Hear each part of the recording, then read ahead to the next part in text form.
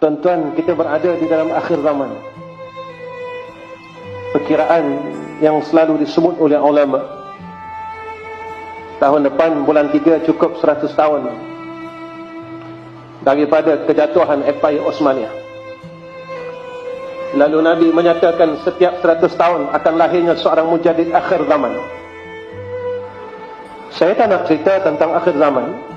Saya tak nak cerita tentang Al-Mahdi. Saya tak nak cerita tentang Dajjal. Saya tak nak cerita tentang Ya'juj Ma'juj. Cerita pun saya tak cerita Dajjal akan keluar.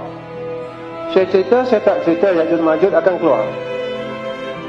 Saya tak cerita kita telah hampir kepada fasa yang terakhir, kurun yang terakhir. Yang saya nak cerita, kenapa kita tak nak berubah lagi, bahawa dekat sangatlah nak kiamat. Dan kalau tuan-tuan tahu, jatuhnya khilafah Islamiah, kerajaan Islam yang terakhir, kerajaan Uthmaniyah terakhir, 1924. 1924, tuan-tuan tahu tak? Tahun ni tahun berapa dah? 2023, dia tak? Tahun depan 2024, cukuplah 100 tahun. Setiap 100 tahun akan lahir seorang mujaddid. Mungkin tuan-tuan 2024 cukup dah 100 tahun. Lepas tu akan lahir seorang mujaddid baru. Mujaddid tu Imam Mahdi, kan? Kita pun tak tahulah dengan sekarang ni. Apakah dakwah setiap 100 tahun akan ada mujaddid yang menaikkan darjat Islam itu benar? Ya. Bila disebut di dalam hadis itu benar. Nampak? Sebab tu ada ulama-ulama bukan membaharukan agama, tapi mengingatkan masih kembali kepada agama. Antara beberapa guru kami, dia kata, saya tak tahulah, saya tak tahu. Tapi guru-guru kami ni, ada di antara mereka tu, dia tak cakap dengan jelas, tapi dia cakap macam ni. Dia kata, tahun depan 2024 ada sesuatu benda besar nak berlaku. Ada sesuatu benda besar nak berlaku. Kami tanya lebih, dia tak jawab. Dia kata, tengok ya. Bukan seorang saya dengar ni, beberapa. Dan bukannya dia ni kontak, bukan syekh ni dengan syekh ni pakat nak cakap gitu tak. Syekh ni syekh tempat lain, syekh ni syekh tempat lain, tapi dia cakap benda yang sama. Tu yang menyebabkan saya lagi, misteri betul. Macam mana dia boleh cakap benda yang sama sedangkan dia tak berpakat pun.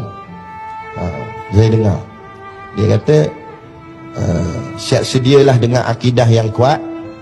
Dia kata kerana tahun depan ni akan datang ni, kita akan menghadapi satu benda yang besar. Apa besar? Mau'alah. Hati-hatilah. Tapi tak mustahil pun. Sebab apa tak mustahil? Kita memang sekarang berada di akhir zaman. Sekarang berada di akhir zaman. Bila-bila masa saja kalau Allah nak mengizinkan Dajjal memunculkan dirinya, bila-bila masa saja. Bukan saya, tapi jangan cakap saya nak kata tahun depan Dajjal keluar. Saya tak kata. Saya tak kata gitu. Kita tak tahu. Cuma benda tu tak mustahil kerana kita sudah berada di akhir zaman. Bila-bila tak tahun depan pun akan datang, pasti dia akan datang. Sebab itu janji Allah dan janji Rasulnya. Kita kata botol ayak ni Dajjal lah. Kesian dia. Duk tang ni lah, ni zaman ni.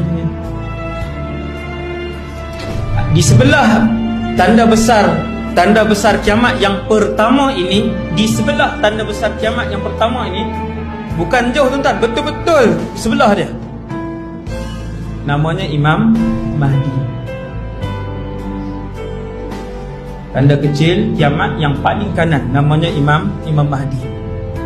Bahkan Imam Mahdi itu hidup sempat pada zaman Dajjal ini hidup. Ada 3 tokoh waktu itu, Nabi Isa, Imam Mahdi, Dajjal. Ketiga-tiga ini saling melihat di antara satu sama lain. Dah nampak tak? Dekatlah, saya nak beritahu ni, dekatlah ni dengan zaman ni.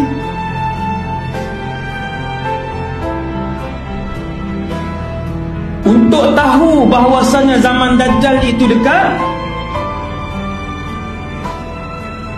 kalian akan melihat inna amama dajjal sinina khadda'an. Kalian akan melihat suasana masyarakat ketika itu penuh dengan penipuan. Banyak tak tipu hari ini kan? Satu berita tipu hari ini di-share dalam masa 1 jam, 10,000 orang percaya dan 10,000 orang baca. 10,000.